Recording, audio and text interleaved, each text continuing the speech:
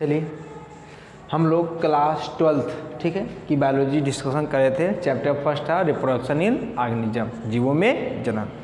हम लोग कल लाइफ स्पान यानी जीवन काल के बारे में हम लोग क्या किए थे, पढ़े थे, ठीक है, डिस्कशन किए थे। आज आपका नेक्स्ट टॉपिक है रिप्रोडक्शन यानी जनन, ठीक है। तो हम देखेंगे कि जनन क्या होता है, ठीक है। तो देखिए भैया, आपका जनन यानी रिप्रोडक्शन किसे कहते हैं।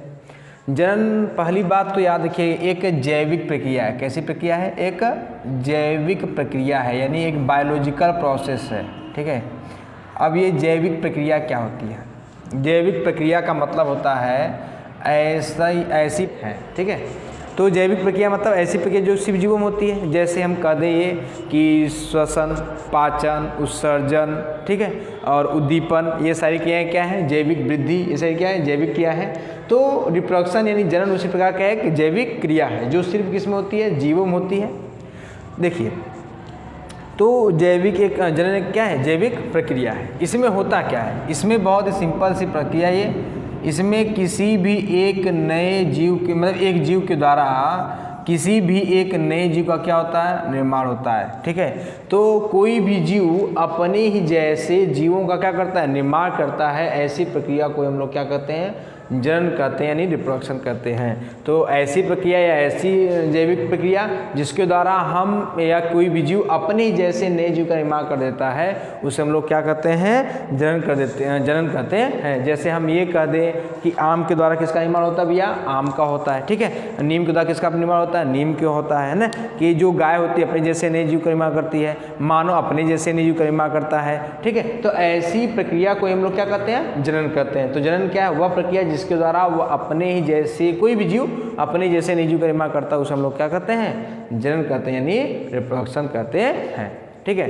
अब रिप्रोडक्शन से क्या फ़ायदे हैं, इसके क्या लाभ हैं? तो रिप्रोडक्शन के कई फ़ायदे होते हैं, ठीक है। पहला फ़ायदा तो ये होता है कि कोई भी जीव रिप्रोडक्शन इसलिए करता है ताकि पृथ्वी पर वह अपने अस्तित्व को या अपने जैसे जीवों के अस्तित्व को बनाए रखे, ठीक है। तो पहला होता है कि अस्तित्व की लड़ाई को लेकर प्रत्येक जीव क्या करते हैं? जनन करते हैं। दूसरा जो प्रक्रिया होती है कि कोई भी जो जीव होता है वह अपनी संख्या में वृद्धि यानी संख्या को बढ़ाने के लिए वो क्या करता है? जनन करता है। तो जनन के दो फायदे हैं, दो रीजन्स हैं। पहला कि कोई भी जो जीव होता है वह अपने अस्तित्व को बनाए रखने के लिए जनन करता है। दूसरा ये होता है कि कोई भी जो जीव होता है वह अपनी संख्या, अपनी आबादी को बढ़ाने के लिए क्या करता है? जनन करता है, ठीक है। चलिए आगे देखिए, टाइप्स ऑफ रिप्रोडक्शन यानी जनन के प्रकार। तो जनन कितने प्रकार होते हैं? दो प्रकार के। पहला होता है एसेक्सुअल यानी अलैंगिक, दूसरा होता है सेक्सुअल यानी लैंगिक जनन। एसेक्सुअल या अलैंगिक जनन क्या होता है? तो ऐसा जनन जिसमें किसी नए जीव का निर्माण बिना युग्मक या गैमिट्स, हिंदी में क्या कहते हैं? युग्मक।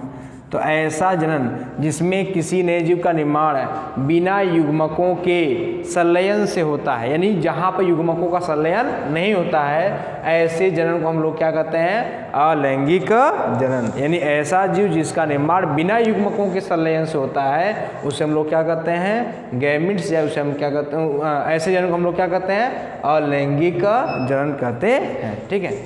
अब देखिए, अलैंगिक जनन के अलैंगिक जनन से क्या क्या फायदे होते हैं? रीजन क्या है अलैंगिक जनन के? पहला, इसमें जो भी जीव बनता है वह अपने पेरेंट के क्या होता है? आइडेंटिकल होता है। क्या होता है? आइडेंटिकल, मतलब एकदम हूबहू, एकदम क्लोन, उसकी कॉपी एकदम तैयार हो जाएगी। ये सोशल में क्या फायदे हैं कि पहला कि जो भी नया जीव बनेगा वो अपने पेरेंट के क्या होगा? आइडेंटिकल। जैसे गन्ना या बांस या कोई भी जो हम लोग क्या करते हैं? आलू बोते हैं, तो उसके तने को काट कर हम लोग क्या करते हैं? लगाते हैं, ठीक है। तो जो तना होता है, जो स्टेम होता है, उसके द्वारा जो नया पौधा बनता है वो अपने पेरेंट के क्या होता है? आइडेंटिकल होता है, ठीक है। ऐसा नहीं होता है ना कि कोई आम हो जो कि इसको हम टहनी काट कर लगा दें और एक नया आम बन जाए, ऐसा नहीं होता है ना।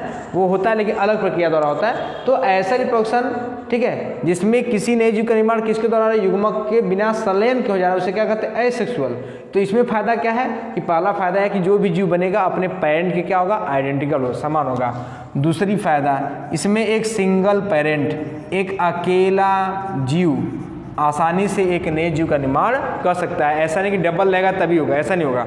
इसमें एक सिंगल ऑर्गेनिज्म, अकेले से मेल हो फीमेल, उससे कोई मतलब नहीं है। एक अकेला जीव क्या कर सकता है? नए जीव का निर्माण कर सकता है। थर्ड, ये बहुत ही क्या है? फास्ट प्रक्रिया है। क्या है? फास्ट प्रोसेस है। क्या ये सेक्सुअल रिप्रोडक्शन क्या है? फास्ट प्रोसेस है, ठीक है, यानी बहुत तेजी से होता है। तो ऐसे जनन को हम लोग क्या कहते हैं? अलैंगिक जनन, ठीक है। दूसरा देखिए क्या आपका लैंगिक जनन यानी सेक्सुअल रिप्रोडक्शन। तो सेक्सुअल रिप्रोडक्शन क्या होता है? ऐसा जनन जिसमें किसी नए जीव का निर्माण युग्मकों के संलयन से होता है, यानी यहाँ पे युग्मकों का फ्यूजन या संलयन अनिवार्य, फिक्स, निश्चित है। तो ऐसे जनन को हम लोग क्या कहेंगे? सेक्सुअल यानी लैंगिक जनन, ठीक है। जैसे एग्जाम्पल में देखिए, हम लोग एग्जाम्पल लेते हैं एक ह्यूमन का, एक मानव का। तो मानव एक जीव है, एक जंतु, एक एनिमल है। इसमें दो प्रकार के जीव होते हैं, यानी एक मेल होता है, दूसरा क्या होते हैं? फीमेल, यानी ये यूनिसेक्सुअल होते हैं, एक लिंगी होते हैं। मेल में भी या गैमिट बनेगा, गैमिट में क्या बनेगा? यहाँ पर स्पर्म, यहाँ पर क्या बनेगा? ओवम।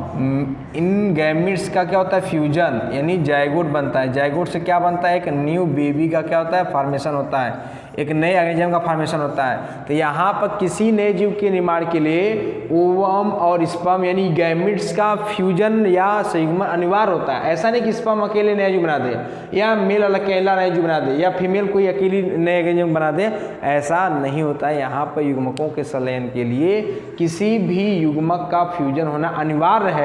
इसलिए ऐसे जीव को, ऐसे जनन को हम लोग क्या कहते हैं? लैंगिक जनन, या उसे हम कहते हैं क्या? सेक्सुअल रिप्रोडक्शन, ठीक है। इसमें क्या होता है?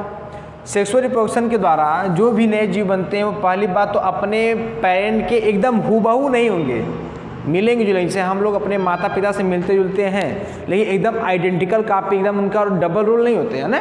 तो यहाँ पर जो भी जीव बनेगा वो अपने पेरेंट के आइडेंटिकल भैया नहीं होगा, मतलब एकदम हूबहू नहीं होगा, पहली बात। दूसरी बात यह है कि इसमें एक अकेला सिंगल पेरेंट, कभी कभी देखा जाता है केस में होगा कि एक सिंगल पेरेंट नए जीव का निर्माण कराया सेक्सुअल रिप्रोडक्शन में, नहीं तो हमेशा कैसे होते भैया? पेयर होते हैं, यानी जोड़ा होता है, एक मेल होता है, दूसरा क्या होता है? फीमेल होता है, ठीक है। थर्ड जो पॉइंट है, पहली बात ये क्या है? टाइम टेकन प्रोसेस है। क्या है? टाइम टेकन प्रोसेस है, मतलब ये लंबे समय तक होता है, ठीक है। 2 महीने, 3 महीने, 4 महीने का समय लेता है ऐसे रिप्रोडक्शन में। इसलिए तो ऐसा रिप्रोडक्शन जिसमें युग्मक का संलयन होना अनिवार्य है, उसे हम लोग क्या कहते हैं? लैंगिक जनन या सेक्सुअल रिप्रोडक्शन, ठीक है। आगे देखिए आपका अगला पॉइंट है कि गैमिट। देखो बार बार गैमिट वर्ड आ रहा है, तब के मन में हो रहा है कि गैमिट यानी युग्मक होता क्या है? तो बहुत ही सिंपल सी चीज़ है ये। देखो ऐसी कोशिका जो कैसी हो? अयुग्मित हो। क्या हो? अयुग्मित। अयुग्मित का मतलब होता है इंग्लिश में भैया क्या? कि हैप्लॉयड, ठीक है। तो ऐसी कोशिका जो हैप्लॉयड हो, अयुग्मित हो, और यह कहाँ भाग लेनी चाहिए भैया?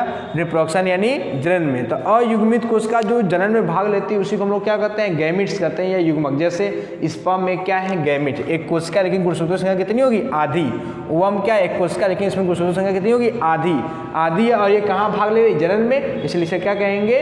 गैमिट्स या युग्मक, ठीक है। उसी प्रकार प्लांट में होता है पालन ग्रैंड, परागकण होते हैं, एक अंड कोशिका होती है, ये भी क्या होते हैं? युग्मक होते हैं, यानी गैमिट्स होते हैं, ठीक है। तो ऐसा जनन जिसमें किसी नए जीव का निर्माण युग्मकों के संलयन से होता है उसे हम क्या कहते हैं भैया? लैंगिक जनन, ठीक है। चलिए, तो ये आपका पूरी टॉपिक है क्या? रिप्रोडक्शन। आपको वीडियो जैसा भी लगा हो आप लोग कमेंट बॉक्स में क्या करिए? कमेंट करिए, और चैनल को ज़्यादा सब्सक्राइब करिए, लाइक करिए, है ना, और बेल आइकन दबा दीजिए।